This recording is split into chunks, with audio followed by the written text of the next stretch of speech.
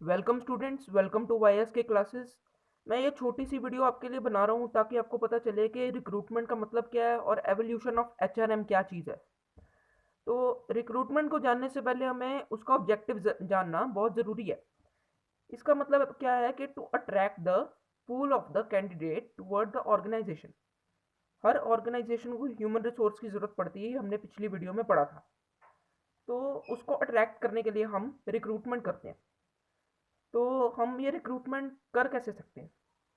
वो कर सकते हैं हम एडवर्टाइजमेंट देके टेलीविज़न में, या हमारी किसी भी naukri.com या jobstreet.com जैसी वेब पब्लिशिंग साइट्स में जाके हम अपनी ऑर्गेनाइजेशन के बारे में बता सकते हैं कि ये जॉब खाली पड़ी है और इसमें आप अप्लाई कर सकते हो। तो उसका मतलब होता है रिक्रूटमेंट। इसके बहुत सारे सोर्सेज हैं जो कि हम आगे पढ़ेंगे। तो रिक्रूटमेंट का मतलब क्या है? It refers to the process for searching for prospective candidate and stimulating them to apply for job in the organization। मतलब एम्प्लॉयज़ को सर्च करना और उनको स्टिमुलेट करना कि हमारे ऑर्गेनाइजेशन में जॉब के लिए अप्लाई करो। तो एक्टिविटीज़ इन्वॉल्व इन रिक्रूटमेंट ये बहुत इंपॉर्टेंट है, ये 1 मार्क के लिए इंपॉर्टेंट है। तो आगे हम ये पढ़ते हैं कि रिक्रूटमेंट के जो सोर्सेज है उनको सिलेक्ट करने के लिए हम क्या क्या एक्टिविटीज़ करते हैं, क्या क्या स्टेप्स फॉलो करते हैं। यहाँ पे लिखा हुआ है identification of different sources of labour supply. तो सबसे पहले क्या करेंगे, हम डिफरेंट सोर्सेज हैं।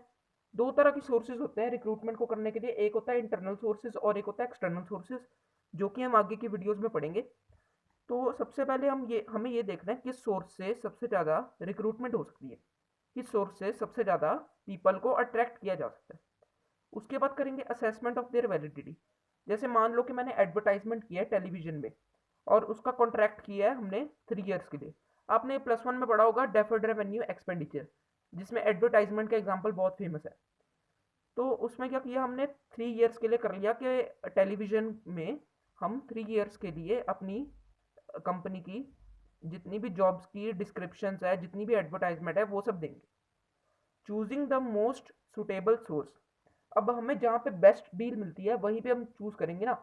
अगर मान लो कि वेब पब्लिशिंग साइट्स वाले हमें 3 ईयर्स के लिए अपनी साइट पे रिक्रूटमेंट को करने के लिए 50,000 रुपीज़ फीस ले रहे हैं, और वही टेलीविजन में करने के लिए हमसे वो 1 लाख रुपीज़ ले रहे हैं, तो बेस्ट सोर्स कहाँ पे है?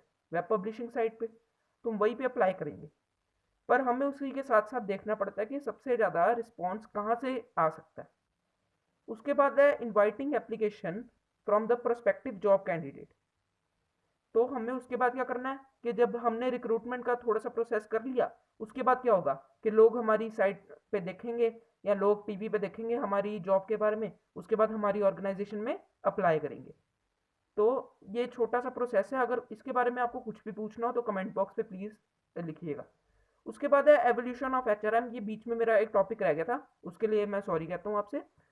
तो यहाँ पे क्या है कि ह्यूमन रिसोर्स मैनेजर में भी बहुत सारे चेंजेस आए हैं सेंचुरी टू सेंचुरी। मतलब इन 100 सालों में भी बहुत सारे चेंजेस आए हैं एचआरएम में। पहले क्या होता था 18 सेंचुरी में, जब इंडस्ट्रियल रेवोल्यूशन हुआ था, आपने सुना होगा ब्रिटिश इंडस्ट्रीज, हमने एसएसटी में बहुत बार पढ़ा है। तो यहाँ पे था क्या, इंडस्ट्रियल रेवोल्यूशन में एक लेबर वेलफेयर ऑफिसर होता था। तब कोई एचआरएम नाम का बंदा नहीं होता था, तब लेबर वेलफेयर ऑफिसर होता था जिसका टास्क क्या होता था, लिमिटेड वेलफेयर एक्टिविटीज। समझना आ रहा है ना आपको?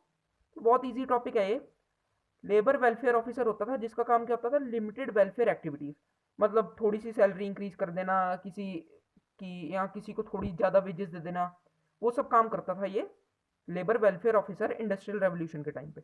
उसके बाद 20th सेंचुरी में फैक्ट्री सिस्टम आया, तब पर्सोनल मैनेजर रिप्लेस कर गया लेबर वेलफेयर ऑफिसर को।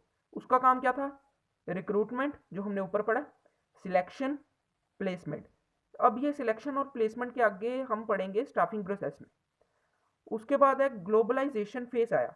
ग्लोबलाइजेशन फेस में कौन आया, ह्यूमन रिसोर्स मैनेजर, जिसके बारे में अभी हमने पढ़ा पिछले वीडियो में, ड्यूटीज ऑफ एचआरएम में।